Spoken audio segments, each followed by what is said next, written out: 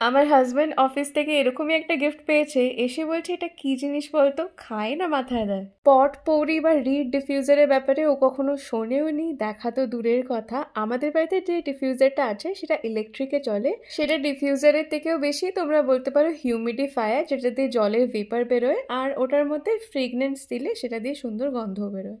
এবার এটার মধ্যে কি কি দিয়েছিল আমি সেটা তোমাদের দেখিয়ে দিই। একটা তো পটপৌরি ছিল, আর এই দুটো অয়েল, যেটার মধ্যে একটা এই পটপৌরিটাকে রিফ্রেশ করার জন্য, যখন এটার গন্ধটা চলে যাবে তখন এটাকে আবার ছড়িয়ে নিতে হবে। তোমরা যারা জানো না তাদের দেখিয়ে দিই রিড ডিফিউজার কি করে ইউজ করতে হয়। তো এই রিডগুলো মানে যে কাঠিগুলো দিয়েছি সেগুলো পোরাস হয়, আর সেগুলো না তেল শুষে নেয়।